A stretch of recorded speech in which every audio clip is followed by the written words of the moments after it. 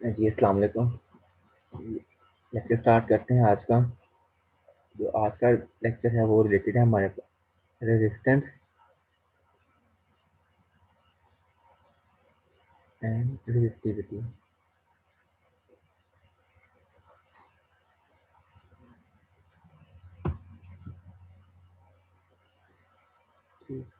तो इस पे तो भी हम बाद में कि मतलब रेजिस्टेंस और रेजिस्टिविटी होती है क्या है। तो सबसे पहले हमने एक जो रिजल्ट है वो एम्पिरिकल रिजल्ट डिस्कवर किया, जो कि ये स्टेट करता है कि V is directly proportional to I। इसका मतलब है जितना आप वोल्टेज बढ़ाएंगे उतना ही करंट बढ़ेगा, और जितना ही आप वोल्टेज कम करेंगे उतना ही करंट कम होगा, या वाइस वर्सा जैसे वो चीज़ है। तो अगर हम इसकी जो प्रोपोर्शनलिटी है उसको ख़त्म करते हैं तो हम एक कोई कांस्टेंट यूज़ करना पड़ता है, उसको मैं आर कह रहा हूँ। तो उसका जो नाम है उसको मैंने दिया हुआ है, उसको दिया हुआ है रेजिस्टेंस। अभी के लिए रेजिस्टेंस क्या है, ये क्या करती है, वो अभी हमें कुछ नहीं पता। हमें पता है कि एक ऐसा कांस्टेंट है जो कि अपीयर होता है जब हम इसकी प्रोपोर्शन को ख़त्म करते हैं और इसी इक्वेशन में एक्सप्रेस करते हैं। ठीक है, तो v इज इक्वल टू, इसको v equal to I R भी कहते हैं। तो इसको जो आर है वो रेजिस्टेंस को शो करता है। अब ये रेजिस्टेंस क्या काम करती है, ये ऑब्वियसली बात है कि इसका जो मतलब जिसका नाम है वही बता रहा था कि ये जो करंट का जो है फ्लो, उसको कितना रेजिस्ट करना है उसके लिए ये रिस्पॉन्सिबल होती है। और ये हर मतलब मटेरियल के लिए डिफरेंट होती है। मतलब फॉर एग्जाम्पल आपने कोई मतलब रॉड ले ली है जिसकी कोई अपनी लेंथ एल है और वो आयरन की है, ठीक, तो उसकी रेजिस्टेंस डिफरेंट होगी। और ये जरूरी नहीं कि आपने सिर्फ अगर आयरन की रॉड ली है तो थ्रू आउट इसकी रेजिस्टेंस है वो हमेशा सेम ही रहेगी। मतलब फॉर एग्जाम्पल अगर आप उसकी मतलब उसका जो एरिया है वो ज़्यादा बढ़ा कर देते हैं, या फिर उसकी जो लेंथ है वो कम कर देते हैं, तो जो मतलब जो रेजिस्टेंस है वो थ्रू उसकी जो कॉन्फ़िगरेशन पर डिपेंड कर रही होती है। तो मैंने रेजिस्टेंस को मैथमेटिकली फाइंड करना हो तो वो आएगी मेरे पास वी ओवर आई। तो यहाँ पे आप देखेंगे अगर यहाँ से को नज़र आ रहा होगा कि जितना ही आप, हमें पता है कि जितना वोल्टेज बढ़ाएंगे उतना करंट भी क्या होता है, बढ़ता है। तो इसका मतलब इस लिहाज से जो पूरी रेशियो है ये तो हमेशा एक कांस्टेंट रहना चाहिए हमारे पास। तो एक्चुअली में ये कांस्टेंट ही रहता है, लेकिन ये जो रेजिस्टेंस है ये फिर भी वेरी करती है। जैसे हमने कैपेसिटेंस की बात की थी, हमने जो कैपेसिटेंस को डिफाइन किया था वो हमारे पास क्यू ओवर वी था, सी वी था। तो वैसे क्यू, हाँ क्यू और वी हमने कहा था कि इसका हमने कैपेसिटेंस डिफाइन की थी। और हमने कहा था कि जितना हम मतलब वोल्टेज बढ़ाएंगे उतना चार्ज बढ़ेगा। तो ओवरऑल जो ये रेशियो है वो सेम रहेगी। मगर हम फिर भी देखा कि एक्चुअली में जो कैपेसिटी इन दोनों पर डिपेंड नहीं कर रही होती। जो कैपेसिटर होती है वो तो ज्योमेट्री पर डिपेंड कर रही होती है कि आपने कैपेसिटर की ज्योमेट्री की क्या कंसिडर की हुई है। ठीक, जो सेम रूल है वो रेजिस्टेंस के लिए भी अप्लाई होगा। रेजिस्टेंस आपको नजर तो यही आ रहा है कि मैथमेटिकली वोल्टेज और आई पे डिपेंड कर रही है, मगर एक्चुअली में डिपेंड नहीं कर रही। बिकॉज जितना आप वोल्टेज बढ़ाओगे उस हिसाब से उतने करंट बढ़ेगा, और जितना आप वोल्टेज कम करोगे उतने करंट कम होता चला जाएगा।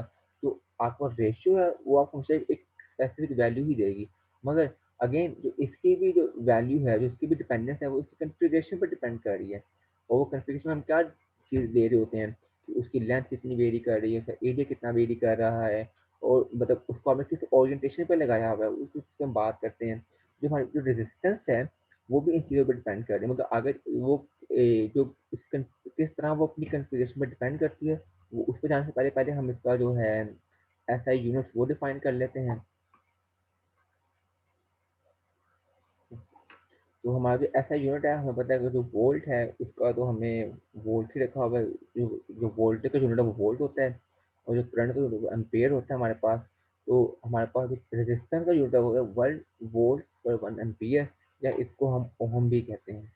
ठीक, तो मतलब सिंपल इसका मतलब यूनिट है, इसको हम ओम कह देते हैं। तो कैपेसिटेंस को हम साइड कह रहे होते हैं। अच्छा, अब हमें इसका हमने एक बात की जो इसका सर्किट डायग्राम इसकी कैसी होती है। रेजिस्टेंस सर्किट डायग्राम में किसका यूज करते हैं इसको। जैसा हमने कैपेसिटेंस के लिए कहा था कि कैपेसिटर को हम जो पैरेलल प्लेट कैपेसिटर जो भी कैपेसिटर यूज करते हैं हम उसको हम इस तरह से जो डायग्राम है, सर्किट डायग्राम, उसको इस तरह डिनोट करते हैं। सिमिलरली जो रेजिस्टेंस है, जो रजिस्टर है उसको हम डिनोट करते हैं उसका जो सिंबल है उसका ये सिंबल होता है। अच्छा, अब कुछ जो यूनिवर्सिटी जो कह रहा हूँ, नोटिफिकेशन आती है।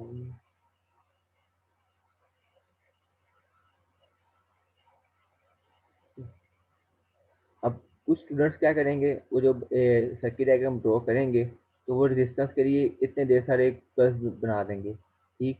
तो कुछ बिल्कुल ही गवारा नहीं करेंगे, तो कुछ एक दो बना देंगे। तो मतलब फॉर एग्जाम्पल अगर मैं कहता हूँ मेरे पास 1000 एम्पियर की एक रेजिस्टेंस है और एक 5 मतलब ओम की वो है रजिस्टर है, तो वो क्या कहेंगे, 5 वाले को कहेंगे वो छोटा वाला तो उसको इस तरह डिनोट कर दो, तो 1000 वाले को ढेर सारा इस तरह डिनोट कर दें। तो ये दोनों चीज़ें रॉन्ग हैं, ठीक। आपको जो सिंपल जो उसका सिंबल है वो सिर्फ यही वाला है। तो अगर आपको रजिस्टेंस ज़्यादा हो, उसकी मैग्नीट्यूड कम हो, आपने यही यूज़ करना है थ्रू आउट, ठीक।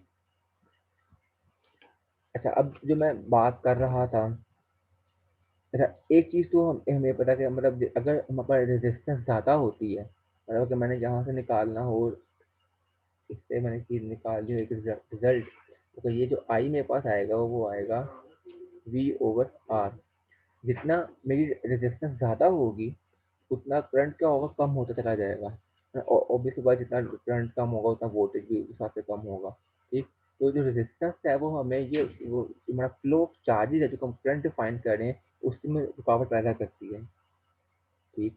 तो अब हम बात करते हैं कि रेजिस्टेंस जो है वो किस तरह डिपेंड करती है उसकी ज्योमेट्री के ऊपर, ठीक है।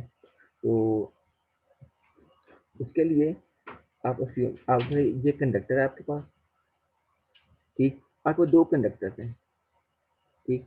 ये अगर आपको लग रहा होगा और दोनों की लेंथ सेम है, मतलब अगर इसकी लेंथ कैपिटल एल है तो इसकी लेंथ भी कैपिटल एल है, और दोनों सेम ऑब्जेक्ट हैं, मगर मतलब क्या, अगर ये आयरन का है या लेड का है तो ये भी उसी मटेरियल का हर चीज़ है, ठीक।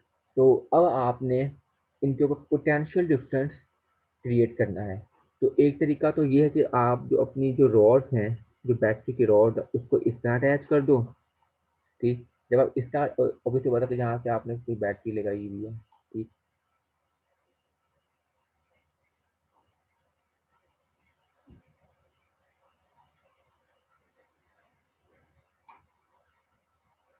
ठीक। तो यहाँ पे हमने पोटेंशियल डिफरेंस क्रिएट किया हुआ है। और अब देखें यहाँ पे जो इसकी जो हमारे पास करंट डेंसिटीज हैं, ये जो स्ट्रीम लाइंस हैं वो किस तरह फ्लो करेंगी, किस तरह फ्लो करेंगी। इलेक्ट्रिक फील्ड की अगर मैं बात करूँ, इलेक्ट्रिक फील्ड अगर इस तरह जा रही है तो करंट डेंसिटी की लाइन भी इस तरह होगी, ठीक। और अगर तो मैं अपनी जो रॉड है उसको मैं इस तरह से यहाँ पे अटैच करूँ, तो यहाँ पे ये लिखा हुआ है मैंने, तो और ये अगेन मैंने वही बैटरी लगाई हुई है, सेम और सेम बैटरी है, ठीक। अब यहाँ पर देखें, यहाँ पर जो मेरी इलेक्ट्रिक फील्ड लाइंस होंगी या फिर जो मेरी करंट डेंसिटीज होंगी, अब हमें पता है इलेक्ट्रिक फील्ड लाइंस है और जो करंट डेंसिटीज है यहाँ पर हमें रिलेट कर रही हैं, ठीक। तो उसकी जो डायरेक्शन होगी वो भी डायरेक्शन में होगी, अगेन इसकी डायरेक्शन भी वही डायरेक्शन होगी, मगर आप एक चीज ऑब्जर्व कर रहे हैं कि यहाँ पर जो करंट का फ्लो है वो उसको जो उसकी रेजिस्टेंस है वो कम है, यहाँ पे रेजिस्टेंस ज़्यादा है।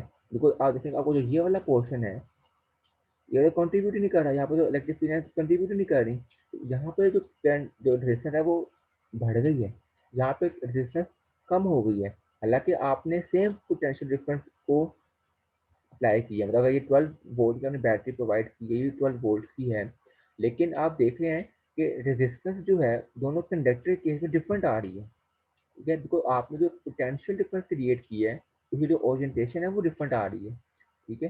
तो इस वजह से जो आपकी रेजिस्टेंस है वो इस चीज़ पर डिपेंड करती है कि आपने किस मैनर में पोटेंशियल डिफरेंस को अप्लाई किया है, ठीक है। तो इसका मतलब ये है कि हम अगर अगर हमने कोई सर्किट डिज़ाइन करने हो, ठीक, तो जो कि डबल ई के जो स्टूडेंट होते हैं उनका काफ़ी कंसर्न होता है, तो उनमें इलेक्ट्रिकल सर्किट डिज़ाइन करने होते हैं। अब ये चीज़ बड़ी ना मतलब वो है कि देखना बड़ा मतलब मुश्किल होता है कि आपने अपने सर्किट में जो इलेक्ट्रोड्स हैं उसको किस तरह लगाया हुआ, पैरेलल लगाया हुआ है, उसकी रेजिस्टेंस में क्या फ़र्क पड़ेगा, मतलब वो चीज़ें देखना काफ़ी मुश्किल हो जाता है अगर आपने काफ़ी एक कॉम्प्लेक्स यानी इलेक्ट्रिकल सर्किट डिज़ाइन करना हो। तो उसके लिए आसान ये है कि हम एक ऐसी क्वांटिटी इंट्रोड्यूस करवाते हैं जो कि एक्चुअली में इस चीज़ पे डिपेंड ही ना कर रही हो। कैसे? तो मैं एक ऐसी एक क्वांटिटी इंट्रोड्यूस करवाऊँ, उस वजह से अगर मैं अपने इलेक्ट्रोड्स को चाहे पैरेलल में लगाऊँ या परपेंडिकुलर लगाऊँ, उससे मेरी जो फिजिक्स है उसको इफेक्ट ना हो रहा हो। ठीक है? तो उसके लिए मैं एक यूज़ करता हूँ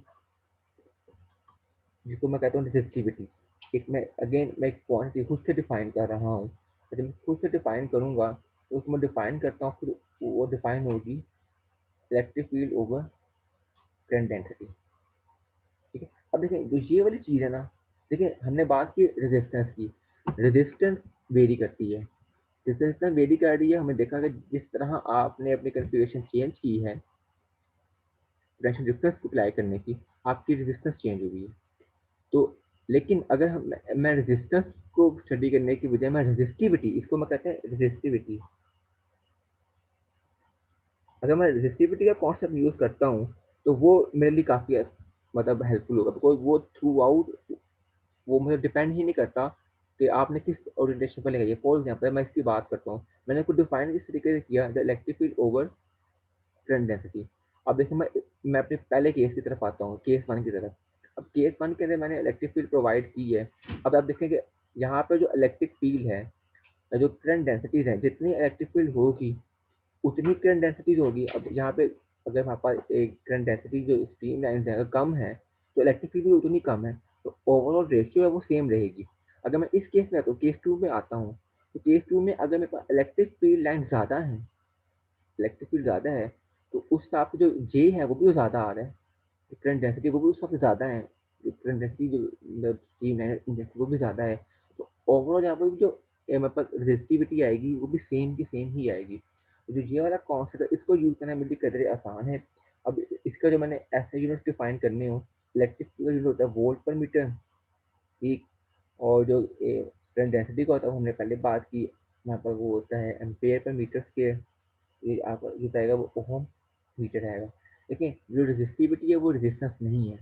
रेजिस्टेंस जो होती है, रेजिस्टेंस होती है उसको जो होता है ओहम, और जो होती है रेजिस्टिविटी होती है उसका होता है ओहम मीटर। ठीक। तो यहाँ तक मैं एक लिखना चाहूँ, इलेक्ट्रिक फील्ड है वो आएगी 2 टाइम्स इंटू जे। हमें पता है कि जो इलेक्ट्रिक फील्ड है वो भी क्या होती है, एक मतलब वेक्टर क्वांटिटी है, जी भी वेक्टर क्वांटिटी है।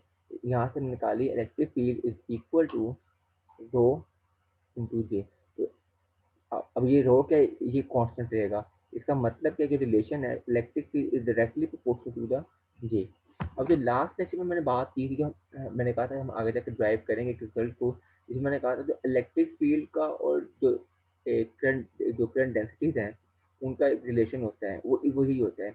अगर तक वह पॉजिटिव चार्ज कैरियर्स हैं तो जो आपका जे होगा वही उसी जो आपकी इलेक्ट्रिक फील्ड की डायरेक्शन होगी वही डायरेक्शन आपकी करंट डेंसिटी की डायरेक्शन होगी। और अगर आपको नेगेटिव चार्ज कैरियर्स हैं तो जो आपकी जो मतलब इलेक्ट्रिक फील्ड की डायरेक्शन होगी जे की डायरेक्शन उसकी ऑपोजिट होगी। ठीक। तो ये वाला जो रिजल्ट है ना इसकी लिमिटेशन है, ये सिर्फ और सिर्फ हमारे पास होमोजीनियस आइसोट्रोपिक मटेरियल के लिए वैल्यू होता है। अब ये कौन से होते हैं होमोजेनियस आइसोट्रोपिक मटेरियल, वो होते हैं जिनकी इलेक्ट्रिकल प्रॉपर्टीज जो होती हैं वो तमाम डायरेक्शन में सेम रहती हैं, उनको हम आइसोट्रोपिक होमोजेनियस मटेरियल कहते हैं। मतलब फॉर एग्जाम्पल आप कंडक्टर है, तो अगर हम जहाँ पे ये रिलेशन पड़ा है V equal to I, V direction to I, जहाँ जैसे करंट आप बढ़ाएंगे वैसे वैसे वोल्टेज भी बढ़ेगा। तो ऑब्वियस सी बात है अगर आपको कोई कंडक्टर है, आप उसका कोई भी पार्ट ले लें, अगर वो इस सेगमेंट में करंट बढ़ाने से वोल्टेज बढ़ रहा है और इस सेगमेंट से भी वही बढ़ रहा है, मतलब हर डायरेक्शन के अंदर वो जो रिजल्ट है वो सेम के सेम वैलिड होंगे, तभी उसको हम कहते हैं होमोजेनियस आइसोट्रोपिक मटेरियल। अच्छा जी ठीक हो गया ये, इसकी हमने बात कर ली। इसके इसको हमें मैं अगेन रिपीट कर दूं कि हमने रेजिस्टिविटी को इंट्रोड्यूस क्यों करवाया। इसको हमने करवाया ताकि हमें जो अपनी जो ये वाली एक कॉन्फ़िगरेशन है, जो मिसाइल है कि हम वो पोटेंशियल डिफरेंस किस कॉन्फ़िगरेशन में अप्लाई करें उसकी जांच करवा लें। बिकॉज अगर हम उसको एक स्पेसिफिक कॉन्फ़िगरेशन में अप्लाई करते हैं तब एक उसकी रेजिस्टेंस कुछ और आती है और यहाँ पे उसकी रेजिस्टेंस कुछ और आती है।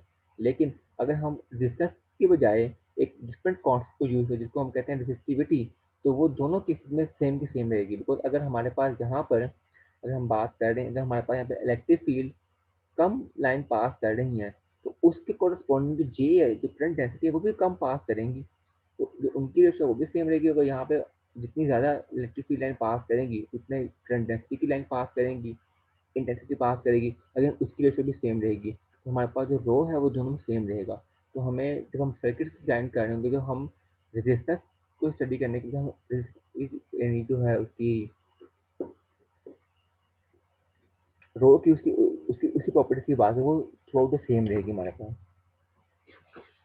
ठीक हो गया। अच्छा, अब आगे चलने से पहले इसमें हम ये बात कर ली।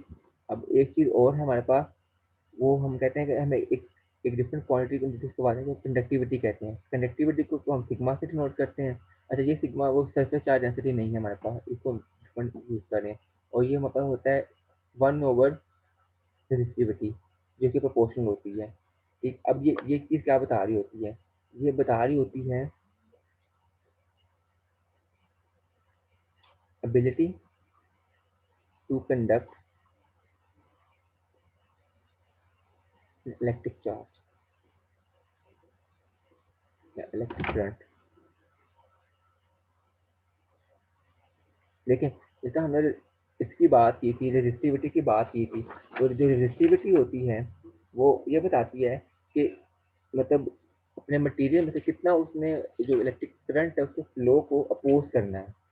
ठीक, और जो हमारे पास कंडक्टिविटी होती है, जैसे कंडक्टिविटी वो उसके रेसिप्रोकल होती है कि जितना हमारे पास कंडक्टिविटी रेसिस्टिविटी ज़्यादा होगी उतनी कंडक्टिविटी कम होगी, एंड वाइस वर्सा। जो हमारे पास ये रेसिस्टिविटी है, इसको मैंने लिखनी हो, मतलब क्वालिटेटिव डेफिनेशन लिखनी हो, that quantifies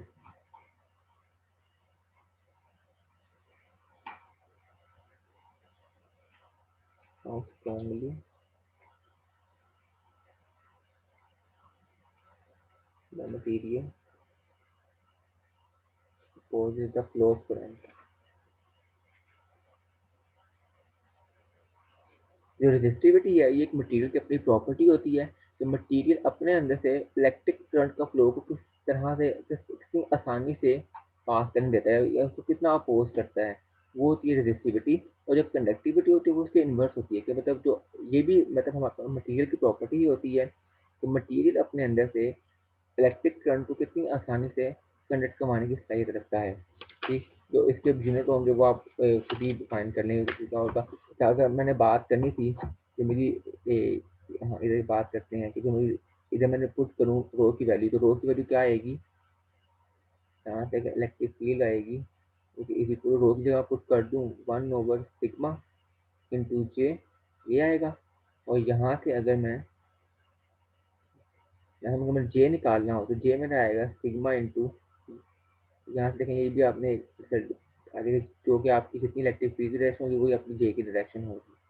ठीक, ये इन टर्म्स ऑफ कंडक्टिविटी आया सेकंड इक्वेशन, और ये इक्वेशन आई है कि इन टर्म्स ऑफ रेजिस्टिविटी आई है। ठीक, तो अब रेजिस्टिविटी जो है उसको अगर ये थी हमारे पास, अगर हमें रेजिस्टिविटी खुद से कंप्यूट करनी हो, ठीक, जब फॉर एग्जाम्पल आपके पास एक रॉड है, उसकी लेंथ एल गिवन है, उसका जो क्रॉस सेक्शन एरिया है वो आपको पता है ए है, और उसमें से जो करंट है वो आई फ्लो कर रहा है, यहाँ से आई करंट यहाँ से फ्लो कर रहा होगा। ठीक, और मतलब वो सारी चीज़ें हमने बात कर ली है। अच्छा, अब मैंने इसकी रेजिस्टिविटी कंप्यूट करनी है, इसकी रेजिस्टिविटी है रो, वो क्या होगी। तो हमें पता है कि मैंने रो निकालना हो तो रो मेरे पास आता है E/J, जैसे मैंने इस फॉर्म से निकाल लिया। अगर मैंने रो निकाला तो E/J हो जाएगा। अब मैंने इलेक्ट्रिक फील्ड निकालनी है, तो हमें पता है कि जो इलेक्ट्रिक फील्ड है वो हमें निकाल पोटेंशियल जो हमने निकाला V is equal to E/L। वैसे आपने इसका जो फॉर्मूला पढ़ा हुआ था वो ये था कि पोटेंशियल बराबर था नेगेटिव E.dl। यहाँ पे मैं मैग्नीट्यूड की बात करूँ तो वो V/EL बन जाएगा। तो यहाँ से जो मेरा इलेक्ट्रिक फील्ड आएगी वो आएगी V/L। एल, और अगर मैंने जे निकालना हो तो जे हमने बात किया वो आई ओवर ए था हमारे पास। अब इन सब वैल्यू को मैं यहाँ पे जब इंसर्ट करूंगा तो मेरा रो होगा वो आएगा वी ओवर एल ओवर जे की जगह आई ओवर ए, तो ये मेरे पास बन जाएगा। अच्छा, ये हो गया। अब देखें V over I, this thing V over I, ये चीज़ क्या मुझे देगी, वी ओवर आई देता है। हाँ, ये हमने ऊपर बात कर ली थी, ठीक है। वी ओवर आई की जीरो रेजिस्टेंस, ओके, तो ये हमारे पास आ गया रेजिस्टेंस, और ये ऊपर आके एरिया हो जाएगा और ये नीचे आकर डिवाइड हो जाएगा, तो हमारे पास ये रेजिस्टिविटी आ गई आर ए ओवर एल। अगर मैंने रेजिस्टिविटी कंप्यूट करनी हो किसी मटेरियल की और मुझे उसकी लेंथ और एरिया पता हो और मुझे उसकी रेजिस्टेंस पता हो तो मैं इजीली उसकी रेजिस्टिविटी कंप्यूट कर लूँगा। और अगर मैंने इसमें ले लिया कि मैंने उसकी रेजिस्टेंस कंप्यूट करनी हो और मुझे रेजिस्टिविटी पता हो तो मैं कहूँगा रो एल ओवर ए। यहाँ से आप उसकी रेजिस्टेंस कंप्यूट कर लोगे अगर आपको उसकी रेजिस्टिविटी पता हो, लेंथ और उसका एरिया पता हो।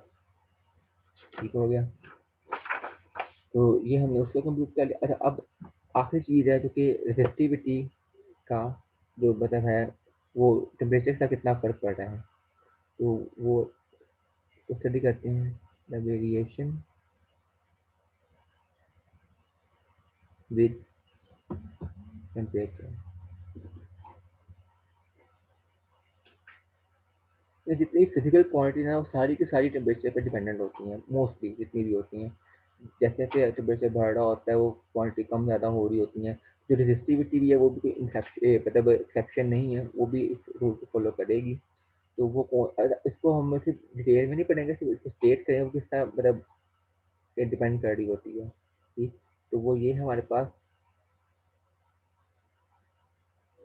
आपके पास टेम्परेचर है अलोंग एक्स एक्सिस और वो हम केल्विन में ले रहे हैं, और जो आपकी रेजिस्टिविटी है जिसका हमने रिलेशन निकालना है विद रिस्पेक्ट टू टेम्परेचर रो, उसको हम ले रहे हैं अलोंग वाई एक्सिस। तो हमने जो इसका रिलेशन देखा और ये इंपीरिकल रिलेशन है, मतलब हमने जो एक्सपेरिमेंटल रिजल्ट है उसको ड्राइव किया, तो जो आपका रिलेशन है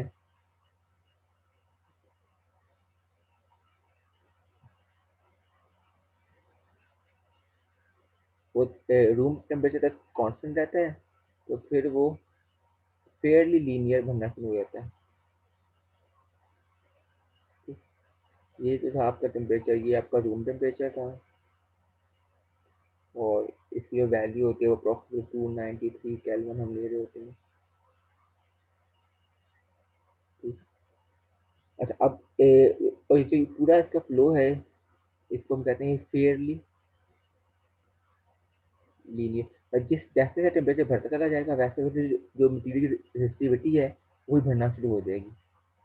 ठीक है, तो जो इसकी एम्पिरिकल अप्रॉक्सीमेशन है, इसका मतलब मैथमेटिकल रिजल्ट है, वो भी लोगों ने ड्राइव किया हुआ है।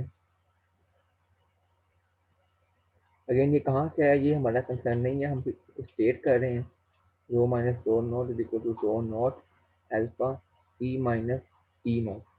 अब यहाँ पे ऑब्वियस की बात है कि कुछ नए सिंपल्स आ गए हैं, उसको डिफाइन करते हैं। जिस तरह मतलब अल्फा है, अल्फा को हम कहते हैं कि टेम्परेचर कोफिशिएंट है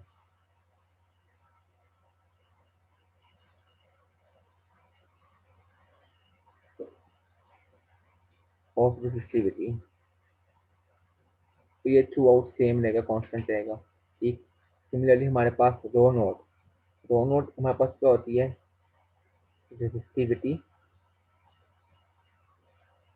एट टी नॉट टेम्परेचर। तो जो टी नॉट टेम्परेचर है उसके ऊपर जो रेजिस्टिविटी होगी आपने वो नोट कर लेनी है। तो अब टी नॉट क्या हमारे पास है, टी नॉट हमारे पास रेफरेंस टेम्परेचर, जहाँ से आपने अपना शुरू किया ऑब्जर्वेशन करना, रेफरेंस टेम्परेचर, जो कि हम अमूमन रूम टेम्परेचर ही ले रहे होते हैं।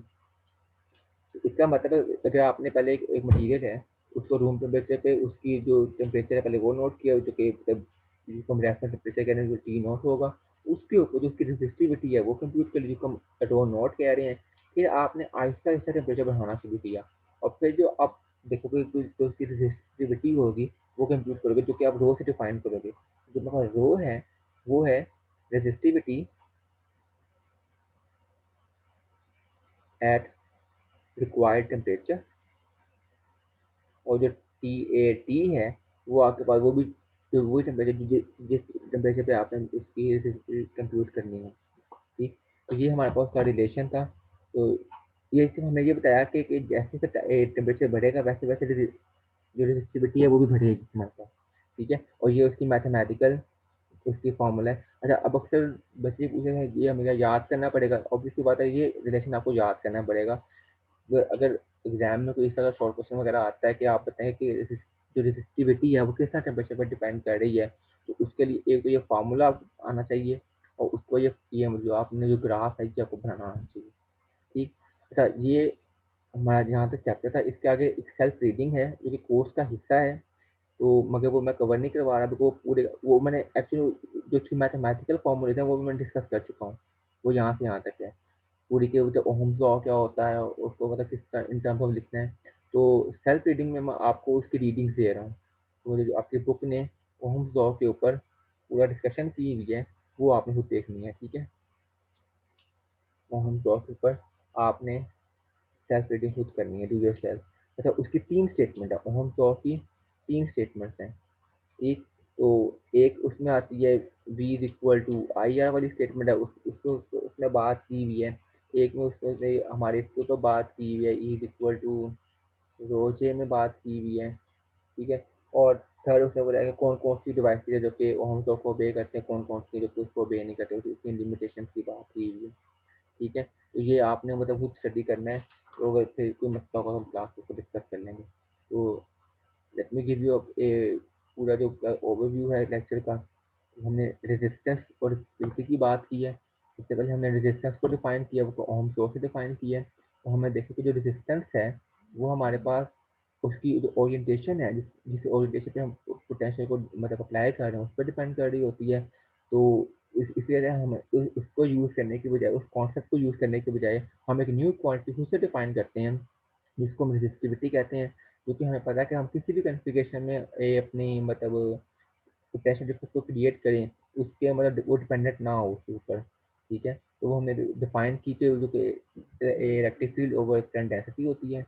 और यहाँ से हमने जो उसकी क्वालिटेटिव डेफिनेशन डिफाइन की है कि रेजिस्टिविटी होती क्या है, वो बताती है कि कोई भी मटेरियल अपने अंदर से कितना अपोज करता है फ्लो ऑफ करंट को पास करने के लिए। और हमने वहाँ से देखा जो इलेक्ट्रिक फील्ड है वो करंट डेंसिटी के प्रोपोर्शनल होगी।